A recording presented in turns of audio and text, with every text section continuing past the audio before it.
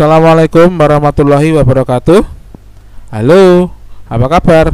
Semoga kalian selalu dalam keadaan sehat, bahagia, dan tetap semangat dalam melaksanakan pembelajaran dari rumah. Bertemu kembali dengan saya tentunya Beni Firmanto di channel pendidikan dan tutorial Mas B. Hari ini masuk ke pembelajarannya ke-6 pembelajarannya ke-6.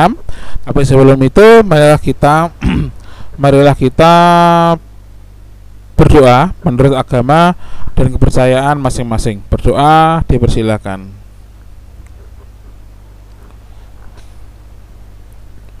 Doa selesai.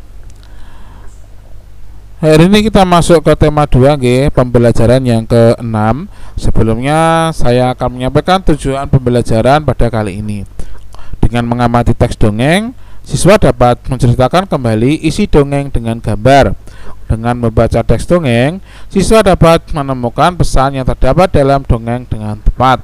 Dengan mengamati teks dongeng, siswa dapat menuliskan perbuatan baik yang dilakukan oleh tokoh dongeng. Dengan kegiatan diskusi, siswa dapat menyebutkan arti penting bersikap baik kepada sesama sebagai perwujudan pengamalan sila Pancasila yang dilambangkan dalam Garuda Pancasila. Dengan mengingat peristiwa yang telah dialami, siswa dapat menceritakan pengalaman mendoakan orang lain dalam gambar dengan gambar sebagai perwujudan pengamalan sila Pancasila yang dilambangkan dalam Garuda Pancasila.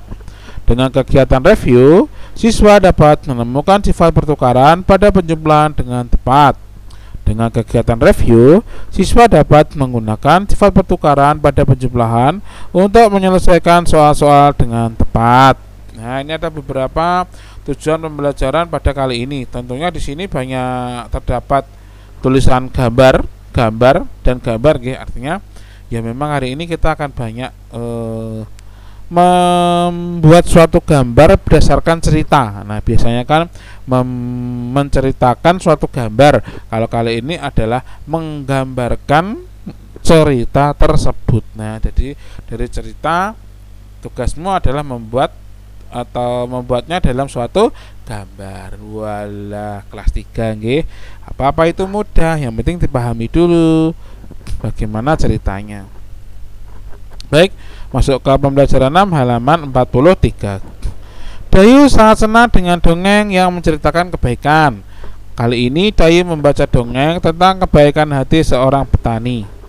Ayah Dayu pernah bercerita tentang pekerjaan petani. Petani menanam benih tanaman di sawah atau ladang. Setiap hari petani menyiram dan merawat tanaman yang ditanamnya hingga akhirnya tanaman-tanaman tersebut siap dipanen.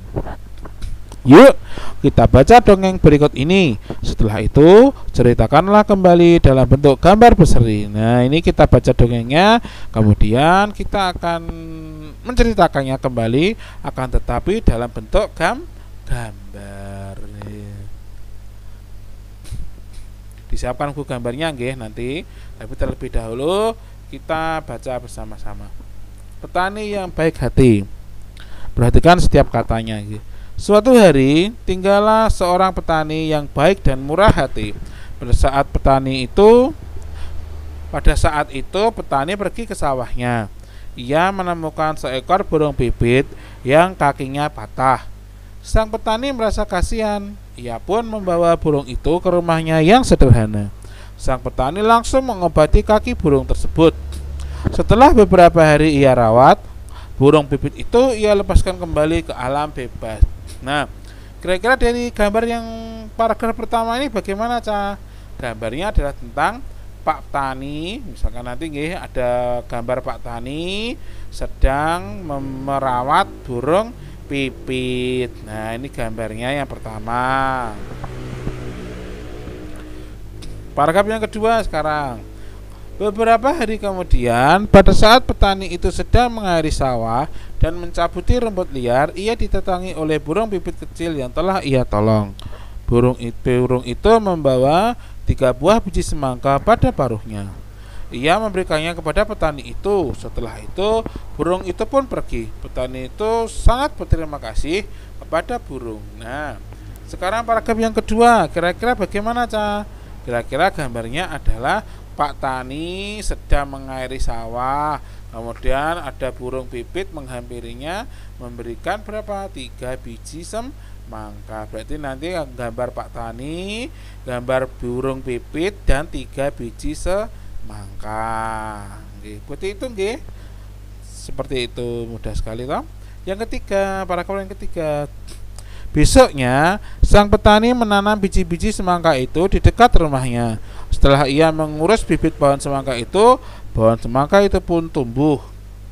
Semakin lama pohon itu semakin besar. Akhirnya pohon semangka berbuah. Petani itu sangat senang. Ia mengambil ketiga buah semangka itu. Nah, ini gambarnya apa? Gambarnya adalah Pak Petani lagi sedang menanam biji semangka. Kemudian tumbuhlah biji semangka itu menjadi pohon semangka dan berbuah semangka. Nanti silahkan digambar nggih. Bebas bentuknya seperti apapun. Nanti diwarnai nggih, diwarnai. Sekarang paragraf yang keempat. Pada saat ia membelah buah semangka yang pertama, keluarlah beberapa bongkah emas dan berlian yang berkilauan. Petani itu merasa sangat kaget bercampur senang. Lalu ia membelah semangka yang kedua. Ternyata isinya adalah bahan-bahan bangunan. Petani itu merasa sangat bahagia. Lalu ia membelah semangka yang terakhir. Ternyata keluarlah para pekerja yang siap membangun istana yang megah untuk ia tinggali. Nah, dari cerita yang keempat ini atau paragraf yang keempat bagaimana? Kamu menggambar Pak Tani sedang membelah buah semangka, membelah 3 buah semangka. Semangka yang pertama nanti isinya emas dan berlian, semangka yang kedua isinya adalah bahan bangunan, dan semangka yang ketiga isinya adalah pekerja yang membangun istana. Paragraf yang terakhir. Akhirnya karena kebaikan dan ketulusan petani itu, sekarang ia menjadi orang yang sangat kaya raya. Ia selalu membagikan hartanya kepada orang yang kekurangan dan selalu menolong orang yang butuh pertolongannya. Nah, yang paragraf kelima ini bagaimana kira-kira gambarnya? Nah, Pak Tani memakai baju yang bagus karena ia sekarang sudah kaya raya. Kemudian membagi-bagikan hartanya kepada orang lain yang membutuhkan. Seperti itu. Ini gambarnya. Bentuknya, gambarnya monggo, yang penting seharus bisa menceritakan menceritakan cerita tersebut. Nanti kalau Pak Beni kunjungan akan Pak Beni lihat buku tugasnya nggih. Nah, ini nanti silahkan ditulis di buku gambar, di buku gambar. Tentunya setelah membaca dongeng Petani yang Baik Hati, kalian akan menemukan suatu pesan yang terdapat pada dongeng tersebut. Kira-kira apa pesannya? Nah, kira-kira apa ya pesannya? Pesannya adalah bagaimana terhadap hewan pun kita harus bersikap baik, harus merawat hewan karena hewan juga salah satu ciptaan Allah, itu juga bentuk syukur kita terhadap Allah. Oke, seperti itu contohnya pesannya. Mungkin ada pesan yang lain, silahkan diterjemahkan. Pesan yang kedua apa contohnya? Itu jika kita mempunyai kekayaan, jangan lupa untuk bersedekah. Petani kan tadi setelah dia kaya raya membagikan hartanya pada warga yang membutuhkan. Nah,